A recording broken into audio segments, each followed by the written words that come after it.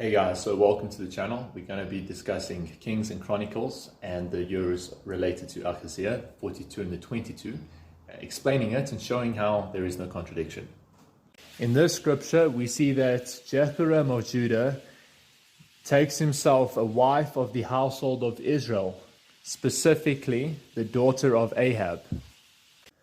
And so because of Jehoram's, his son's action, Jehoshaphat was known as both king of Judah and also now king of Israel. So we then see that Ahaziah, as a result, becomes a son-in-law to the house of Ahab. So Athaliah is not his biological mother. And we read here, "And he walked in the way of the house of Ahab and did evil in the sight of the Lord, as did the house of Ahab, for he was the son-in-law of the house of Ahab." So what we have here so far is Jehoshaphat being a king of Judah and a king of Israel because of Jehoram's marriage.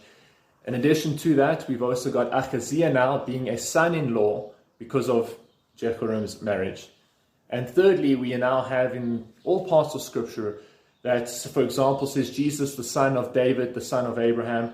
It says that, Ahaziah is a son of Athaliah, but he is specifically a son-in-law, shows a link and identification to, not a biological son. Just like Jesus was not a biological son of David, but as the scriptures say, Jesus, the son of David, son of Abraham. It's the same way here that the scriptures make clear and point out that this Ahaziah is a son-in-law when a son to Athaliah. So Ahaziah is called to be a son of in the kingdom of Judah, and also a son of in the kingdom of Israel. Meaning now that he's got sonships with two different branches, i.e. two different fathers, a biological father and a non-biological father.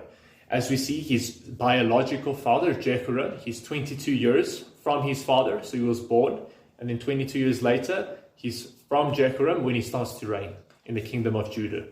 But in the book of Kings, it further tells us that this relationship where he now is a son in the kingdom of Israel is because he's son-in-law to Athaliah and son-in-law to the household of Israel, because his father marries the daughter of Israel, being Athaliah. So then when we get to 2 Chronicles now, as it doesn't mention son-in-law anywhere, how it shows us that he's a son-in-law, it says that he's the son of Athaliah, but moreover that Athaliah is the daughter of Omri.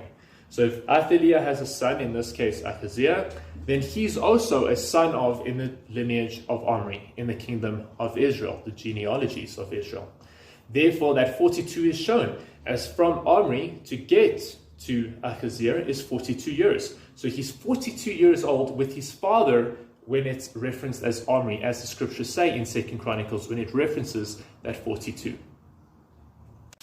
And as we see in this scripture, that Omri reigned in Israel for 12 years.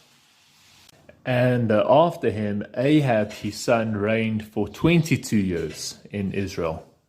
And finally, Jehoram reigns 8 years in Jerusalem of Judah. So reading the scriptures, we have here 42 years old was Ahaziah when he began to reign, and he reigned 1 year in Jerusalem. His mother's name also was Athaliah, the daughter of Omri. And then now looking at Kings, we have 22 years old was Ahaziah when he began to reign, and he reigned 1 year in Jerusalem, and his mother's name was Athaliah, the daughter of Omri, king of Israel. And he walked in the ways of the house of Ahab, and did evil in the sight of the Lord, as did the house of Ahab, for he was the son-in-law of the house of Ahab.